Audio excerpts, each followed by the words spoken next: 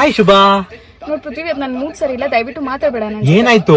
Mood ಸರಿ ಇಲ್ಲ ಅಂದ್ರೆ ಏನಾಯ್ತು ಅಂದ್ರೂ ಕೇಳ್ಬೇಡ. ನಿಮ್ಮಮ್ಮ ಬೈದ್ರಾ? ಬೇಡ ಪೃಥ್ವಿ. ರೋಡ್ ಯಾರಾದ್ರೂ ಬೈದ್ರಾ ಹೇಳು. ಯಾರೇನಂದ್ರ ರೋಡಲ್ಲಿ?